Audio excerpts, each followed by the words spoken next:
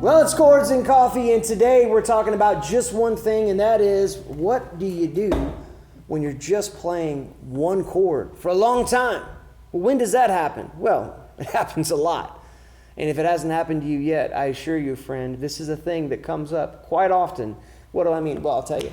So a lot of times you'll find yourself, at the beginning of a song, you might be kind of just stirring on a chord to create a little tension, maybe a little drama, maybe a little anticipation for what's coming. Same thing is true for the end of the song. Sometimes you land it and you're sitting there sizzling on this chord, and you don't want to start a new musical idea, nor do you want to let the moment lose kind of the inertia of emotion that we've built up to that, but you do want to let it glide down easy. And so you need some things to do in those moments. There's also times where you're transitioning from one song to another, or even sometimes you'll be playing with your band and it'll kind of fall apart and it'll be a mess up moment. And usually in a mess up moment, things get simple real fast because they have to. What I'm going to show you here might be real handy in all of those instances, okay? So let's just pick the key of C, okay? So I'm on a C chord and I want to stretch that moment. Well, one of the easiest things in the world to do is a sus4 chord, and this is for any key, right? What's a sus4 chord? Well, instead of being 1, 3, 5, right? So C, E, G, this is going to be a C, an F, and a G. So that 4, which is F is the fourth of C, is going to take the place of that third for just a second. And when that happens, you kind of start to lean towards being an F chord. You're almost there, but you're not quite committed yet. And so it sounds like this. So like take a pinky here, and we're going to put, tell you what, let's start with our index finger. Index finger on the B string of the first fret, an open G, and then you're going to have your pinky on the third fret of the D, and then your ring finger on the third fret of the A. Now, if you happen to hit the high E string, now what you got is really, it's a C with an added 4 because you've got the E and the F together. But if you don't do that, and by the way, that's okay if you like that. It works fine too. If you don't do that, you've kind of got this moment where we feel like we've just kind of cracked the door of what might come next. We've cracked the door, we've looked in there, but we're not quite committed to open it, right? And then back to that C where you just drop your middle finger there on the second fret of the D. Another way to make that same kind of idea, that's a little more utilitarian because it's in a bar chord form. Index finger on the third fret of the E, lay it straight across like a human capo. Ring finger is going to be on the D, the G, and the B. And then you're going to put your pinky on that B string of the sixth fret.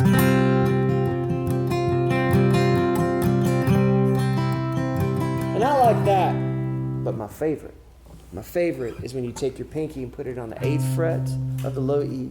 Your index finger is going to be on the 5th fret of the D, the G, and the B. This is kind of borrowed from Uncle Keith's repertoire here, right? And this is going to be your middle finger on the 6th fret of the B. Your ring finger is going to be on the 7th fret of the D. G is going to be open, but it's really held down by the human capo here. So you get this.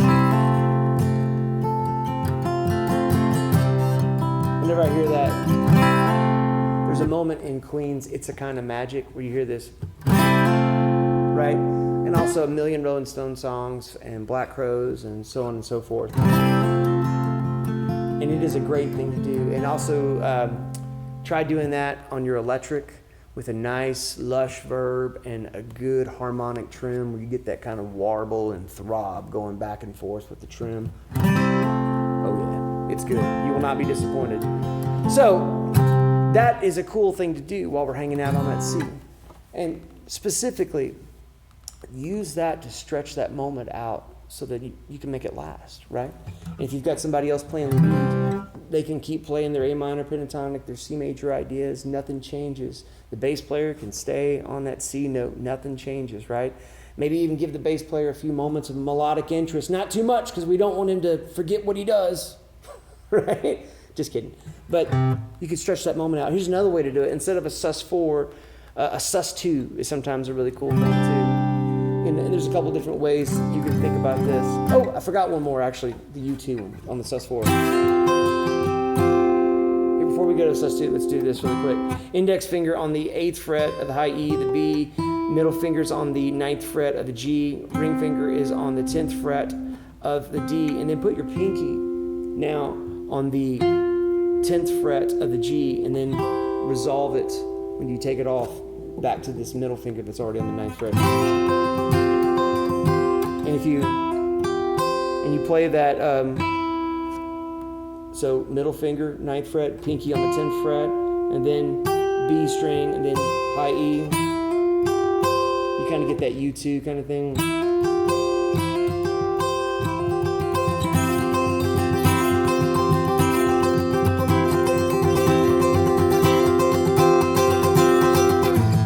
Right? Very cool. So, sus2 ideas. You know, you've got a C sus2 chord, which I'm sure you've played before. That's just index finger on the 3rd fret all the way straight across to the high E, and then your middle finger is going to be on the 5th fret of the D, pinky's on the 5th fret of the G, index finger's 3rd fret of the A, right? But I wanted to open this up a little bit too. Sometimes it's kind of cool to play these thirds, like major thirds, and when you do that, you kind of start to, well, you can improvise melody, kind of almost on accident, right? And when you do that, you're not playing the entirety of the chord. And this works in particular if there's a bass note going, or maybe another guitar player or something. And because you're not committing to the entirety of the chord, you're not creating as much tension as you would if you actually played like a D minor over the C, you know, which wouldn't necessarily be a bad thing. I mean, in fact, it's really close to that F thing that we just did a second ago. But in the case you don't need all that, sometimes just a, well, what am I doing there? So how about my, let's do ring and pinky. Let's do ring on the 5th fret of the G, pinky on the 5th fret of the high E, and then we're going to resolve it, just playing those things. Maybe slide into on the G string from the 4 to the 5, and then to the C. This is going to be middle finger on the 3rd fret of the high E. B is going to be held down by the pinky on the 5th fret, and ring is going to be on the 5th fret of the G, right? And you can think of that, it's kind of not quite a D minor over C. It's not enough information to call it a chord, right? And then what would happen if you went up here to the same idea? Yeah, something like that. So 10th fret. Again, I'm using my ring and my pinky because I just came from here. But you want to switch to your index and middle, that's fine too. I'm on the 10th fret of the G and the 10th fret of the high E, not playing anything else. And then up here to the 12th fret, right? Which leads me to my next thing. There are some really cool things that you can do just with playing the major scale in those third shapes. So if I play a major scale here, actually I'm going to come back to that right there. There's something good there. If I play a major scale with the index finger on the B string of the 1st fret, and I'm going to use my middle finger on the 2nd fret of the D. So it's the first one. This would be the second. So C, not really, not enough information, but we'll call it C. And then this would be D minor. This is going to be middle finger on the 3rd fret of the D, ring finger on the 3rd fret of the B. Okay, and then we're going to slide that whole thing up to the 5th fret. Trust me, I'm going somewhere with this. It's kind of neat. So this is going to be kind of your E minor here. So also the beginning to Peace Train by Cat Stevens. And then, right? Then, after this E minor shape, going right back to the same shape we were up here, but now we're going to be on the 6th fret of the B, 7th fret of the D, and then slide that up a whole step, right? Now we're going to be on the 8th fret of the B, and the 9th fret of the D. I'm using my middle and my ring. And then, this is going to be ring and pinky. This is going to be on the 10th fret of the D, 10th fret of the B, and then 12th fret of the D and the B. Same thing, ring and pinky, and then resolve it up here. So what's cool about this, by the way, up here is 13th fret of the B and then 14th fret of the D. What's cool about this is that if you want to practice this, or even if you're playing a solo act, I'm in the key of C. And so I'm going to tune my low E down to a C. Now if your strings are too light, it'll be too floppy, but you can do the same thing in any key. It's also good to have a floppy string like that, just so you can practice your touch when you're doing that kind of thing, right? So now what I'm going to do is I'm just going to noodle around using those major scale thirds.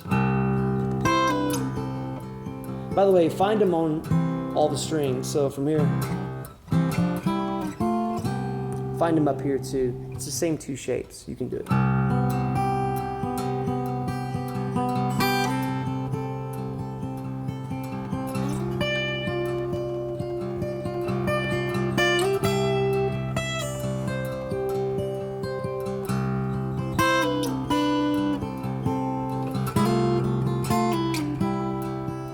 And you see how right away, have not changed a chord, have not committed to any harmonic development outside of we are resting on a C major idea.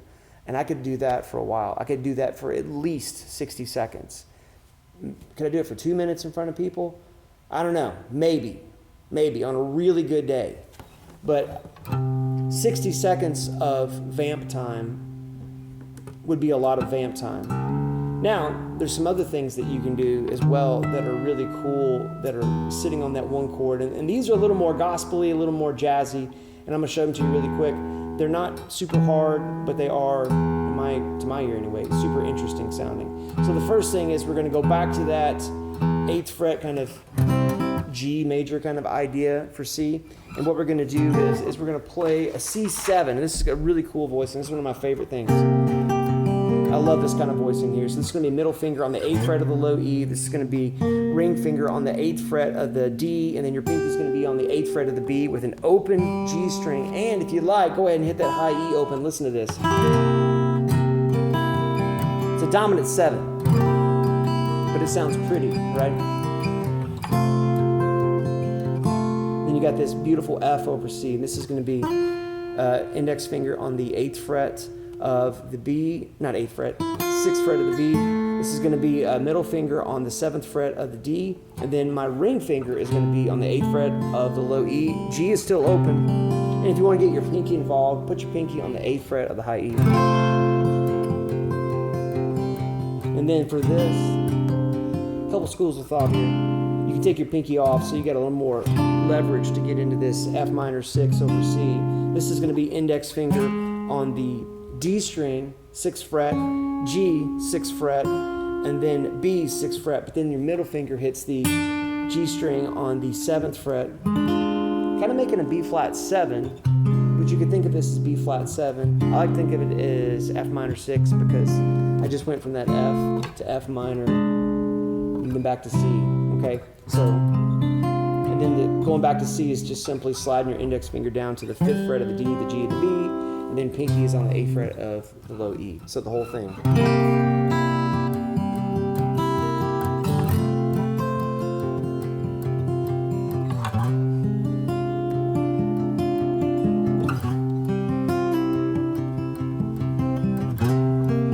If you'll notice, when I'm transitioning, I'm sliding into that C.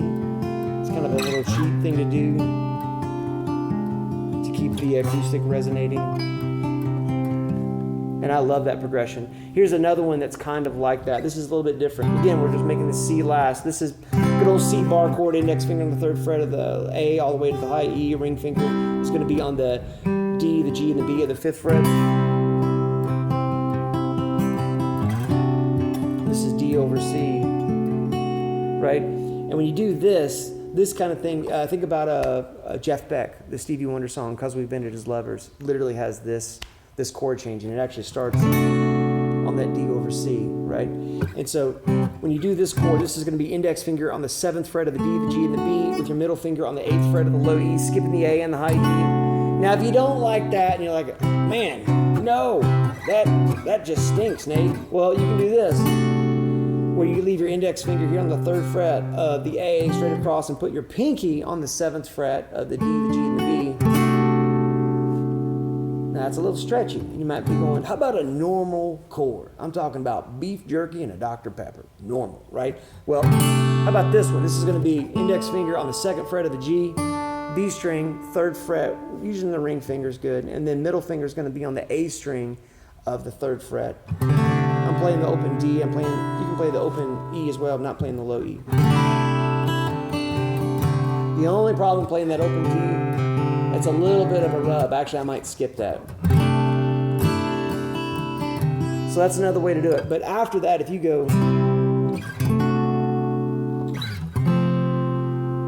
or, so if I'm going C to this D over C, to an F over C, that's just going to be index finger on the first fret of the B, middle finger, second fret of the G, pinky is going to be on the third fret of the D, ring's going to be on the C note of the third fret of the A, and then back to a C. You can also do that whole thing up here.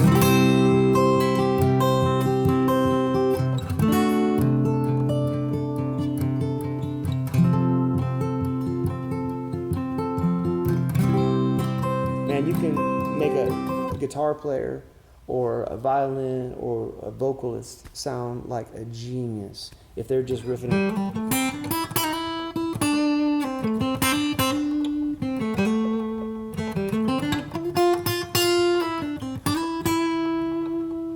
They will sound beautiful just playing over a pentatonic over those chords. Up here, index finger straight across the 8th fret of the low E to the high E. I'm going to build a little E chord underneath. We're going to have my ring finger on the 10th fret of the A, pinky on the 10th fret of the D, middle finger on the 9th fret of the G. And then back to that D over C we just did. And if you want to put your pinky involved in there on the 10th fret of the B and the 10th fret of the high E, that's a bonus. And then this F over C, super simple. Just make an F chord with your index finger on the 8th fret of the A, straight across to the high E, and then ring finger on the 10th fret of the D, the G, and the B, and then just move your index finger over. And back to that C. That is a bunch of harmonic interest without deviating from just that stationary moment in time. It's a way to kind of create almost like you can kind of hear the thunder kind of rumbling off in the distance, but the storm hasn't showed up yet. And I grew up in the South, and a good thunderstorm is like actually one of the most relaxing things ever. And so it's interesting to think about that because there's tension in that moment, in the atmosphere, literally, right? But it's the kind of thing where you hope it lasts. Musically, this is a way to do that, right? There's ways to do that over a dominant 7 as well as a minor tonal center. And there's also, and we kind of touched on it briefly here, there's moments where you can take one chord and have a little bit of what we call modal interchange. But if you want to hear those ideas, you want to see that lesson, all you got to do is just put in the comments, yes, tell me about that, and we'll fire that up for you. Why? Because we love doing this. Every Saturday morning we make a Chords and Coffee episode, 9 a.m. on YouTube just for you. And we hope that you're living life the best you can with guitar in your hand. Thank you so much for watching. Thank you for subscribing. And we'll see you next week for another Chords and Coffee.